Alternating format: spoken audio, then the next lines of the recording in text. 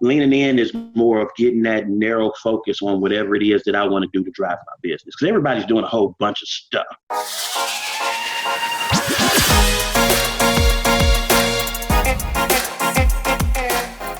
Hello and welcome to episode 13 of the Smart Agents Podcast. My name is Michael Walter and I'll be your host. Each episode we bring you interviews with real estate insiders from all across the country and from all levels of experience. If you have an awesome story or tips to share with our community, send us a message at feedback@smartagents.com. We'd love to feature you on an upcoming episode. And now, before we get into today's featured interview, make sure you follow and subscribe to the show on whatever platform you listen to podcasts. You can find it on everything from Apple Podcasts, Google Podcasts, Spotify, you name it, we are there.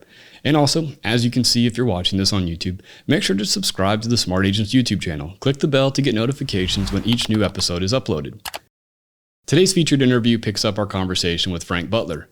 Now 5 years into his career, he has lived by the phrase lean in. In part 2 of our conversation, we talk all about how this philosophy has shaped his decision making. You keep talking about leaning in. You know, over these 5 years that you've been in, just tell me about that mindset of you've got to lean in. You've got to just go for it. That just comes from, really talking and having conversations with agents that are doing a lot more than me, that have been through what I have already been through. Because in real estate, now some people jump in and it's bang, bang, bang, bang, bang. Now, I come from a whole different lifestyle. So when I decided to jump into real estate, it wasn't that I wanted to do that or that I just knew I was working at a steel plant. I wasn't making no money. And we talked about the kids that I had earlier. We couldn't take vacations. We couldn't do anything. I just up, jump, and quit one day. I've cashed in one of my week's vacation, took a week vacation, came back, put my 2 weeks notice in, and went out into the world. Yeah. Real rough when you come home and tell your wife, like, hey, yeah, that's not happening no more. We're not working there no more. It's like, so you're doing what now? You you're going to be a real estate agent now?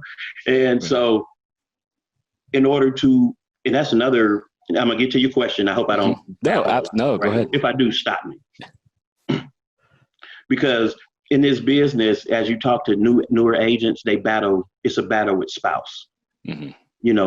Just joining the business, understanding that I might not make no money for almost a year, depending on what I know that's going on. Any top agent I've talked to, like, about 7 months in, I thought it was over. However, they decided to lean in to whatever it was that they thought may work, whether it's being on a phone call, banging out phone calls or door knocking or leaning in the FISBOs. It's just leaning in is more of getting that narrow focus on whatever it is that I want to do to drive my business. Because everybody's doing a whole bunch of stuff. However, where is it coming? Where should you lean in at and where should you lean back from? Yeah. If I'm putting $1,000 into internet leads a month and I'm not even getting one person out of that $1,000 worth of investment, I should be leaning out of that and seeing where did my dollars work for me actually? And just lean more into that. I think leaning in gives me a narrow focus on what it is that I want to do. And I just learned that from agents in our office. They always just talk about, you got to lean into this. And my coach says it a lot too. Lean in, lean in, lean in. So that's my thing now. I'm just leaning into what I want. Well, I think that's I think to have a focus like that, I come from a journalism background, and a lot of whenever we pitched a story, you had to have like a 3-word focus. And I like taking that same concept to life, right? And so having that, you're all good.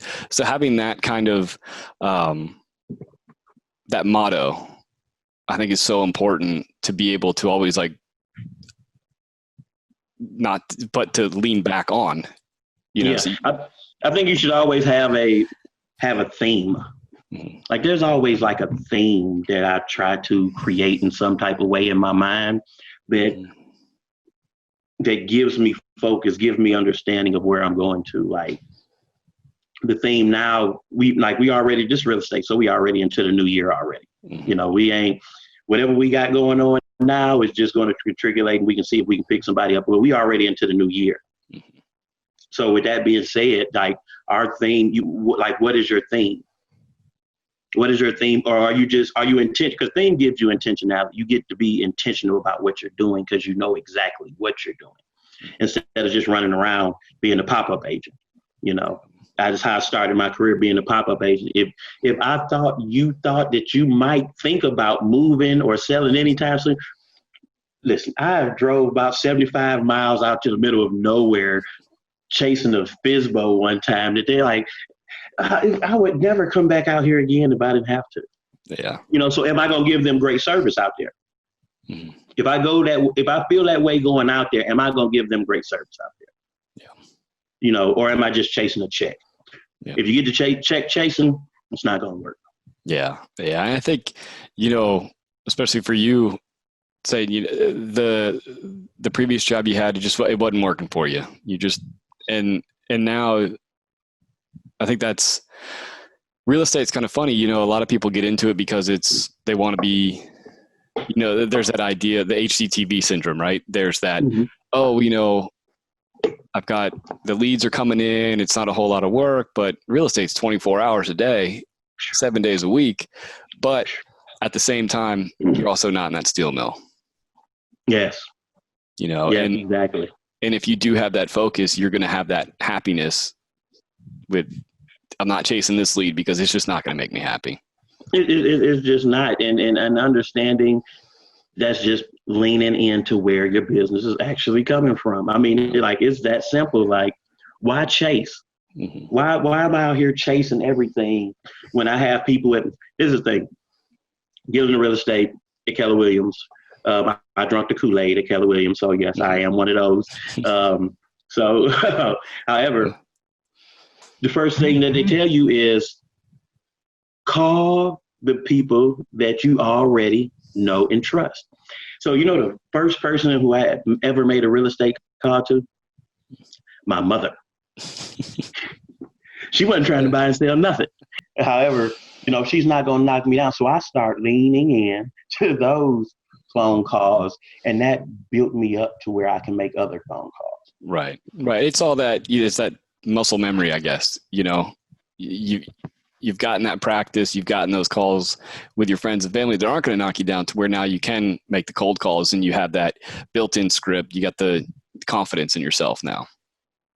Yeah. And gaining that confidence is so major because I teach classes at Keller Williams as well. And when you talk about breaking out that phone and making phone calls, the fear is like you can feel it in the room and everybody scatters. Yeah. Like, all right, we're going to call. And I would tell them, like, call your husband, call your wife, boyfriend, girlfriend, cousin, call somebody close to you. That way you can have that conversation with them and just let them know it's a business call off bat. Just call them like, hey, this is Frank Butler, Keller Williams. I know this person. So before I get on the conversation with them and let it go way over left, hey, Frank Butler, Keller Williams, how you doing today, Stefan Doug? Well, this is a business call. Do you have a minute? Mm-hmm. So I can change that mindset. We can get focused and I can go through my scripts. I was a anti-script person at the beginning. I was like, the robot man. I don't want to be that person. Mm-hmm. However, we had a productivity coach. And all we did was scripts like all day long, like for hours. And what I've noticed that happened was before then, I would get off the phone with people and be like, I didn't ask them this question. And now I'm perplexed. Like, should I call them? Should I wait till tomorrow? Mm-hmm. In the scripts, now that I can say them the way Frank says them, my calls are intentional and I leave the call with the information that I want. Right. And I think that's, having a script is so, to be able to hit all those checks. No, you're going to get all those check marks that you went into that phone call with is so important. But then also, I think a lot of people are afraid of, like the robot syndrome, like you said. They're afraid of coming across as, a telemarketer with, there's no, I guess, personality behind the phone call. But if you practice it enough and you do it enough, you're going to make it your own and it's going to come out so natural. Yeah. You just make it your own and you talk the way you talk. And it just gives you purpose in your calls, man. It's one thing to knock out 75, to make 75 contacts in a day or something like that. And it's another thing to understand that when I'm making this call, I'm looking to see if they're trying to do business or can I get a referral. So it's 3 steps that we go through with this. It's who do you know? So after we kind of go through our forward conversation is who do you know? Because I found that not giving it directly to them loosens them up a little bit. So I don't ask like, are you? So first is who do you know? Mm-hmm. Second is, are you? And third is, can I have permission to follow up with you? You know, and if I can get those 3 answers in a phone call, that's a successful phone call. If I haven't got those answered in my phone call, it was just a big waste of time for me and them. Right. And now they probably don't want to talk to me anymore. Right. Right. Absolutely. No, I think that's awesome. I think what you're doing, you know, is so awesome. Like what you've done in the last 5 years. And I can tell just by talking to you, your confidence in it is like through the roof, and it's awesome. Oh yeah. The confidence build once you know what you're doing, you know, is like when I teach some class, I taught a class like a month ago at Keller Williams, and Nashville is booming. Mm-hmm. It is firecracker hot as far as real estate go. However, when somebody, because it comes up, I don't care if you at a barbecue with friends or at the grocery store, wherever your conversations may come up at, when people know you're in real estate, they're going to ask you, how is the market? Your answer should not be the market is hot. That's a terrible answer. You have given them nothing. They know that already. They watch the news. They have this information. You have to let them know that you know what you're talking about. And it's simple. And I don't know how it is in other states, but in Nashville, the Greater Nashville Association of Realtors, they give the stats out every 7th, somewhere from the 7th through 10th of the beginning of the month. They give the stats out for the month before. And it's real short and it's simple to read. And the thing about it is you can get that information and relate to people in those conversations. You know, well, hey, how's the real estate market? Well, you know, it could be as simple as home sales are up 6% from last year. However, you know, information for, you know, home sales are up 6% from last year. So you have even more equity than you had last year. So if you're selling, more money out there for you. If you're a buyer, interest rates are low, you know, so a point saved in interest may be $30,000 in interest that you save in a year on your loan. Right. You know, so giving them that information, you're telling them something that nobody else has told them before. Yeah, no, I really think it's important to not just give that, you know, that glossed over, you know, hot market. I think that because they're going to keep coming back to you if they have questions. You know, if there's like even just a little thought that they might want to sell or they might be buying, if you're giving them useful information, they're going to keep coming back until they're ready to. Yeah. And it's even and I deal with a lot of young people. I've sold houses to quite a few under 25s. Mm-hmm. And when we think about that group, as if you're my age, I'm 43, you know, you think people like, oh, they just internet babies and this, that, and other. However, one thing I found out is, yeah, they're going to get their information for the internet, but they need it to be verified by somebody that actually does it. Yeah. Oh, absolutely. And it happens every day. Yeah, absolutely. You know, just because I think a lot of times, I think younger people, while they can find stuff on the internet, they're definitely skeptical of what's on the internet, and having that real person to verify or to disprove what they've seen and help lead them in the right path. Like, because they need to know, and you have to understand when you're dealing with the under 25 group, these are people that's fresh out of high school or fresh out of college. And my experience has been that they are out in the world and they're like, okay, I went to school. It's really serving me no purpose. I'm so lost. I know a lot of things, but I don't know how to fill out a loan application. I don't know what interest is. I don't even know what equity is. I don't know what liabilities are. I don't know what assets are. Like, that's been my experience. Like, I don't know it. So it's more of a teaching of life than anything else. Mm-hmm. Yeah.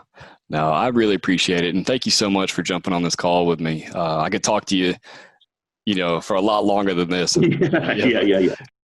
So again, I really want to thank Frank for joining me, and I really hope you enjoyed our conversation over the last 2 episodes. I truly wish him all the success in the world. Once again, if you think you or someone else on your team has an awesome story or tip to share with our community, send us a message at feedback@smartagents.com. Well, that wraps things up for this episode. But remember, follow the show wherever you listen to podcasts and make sure to subscribe to the Smart Agents YouTube channel. Again, I'm Michael Walter, and I'll see you on the next episode.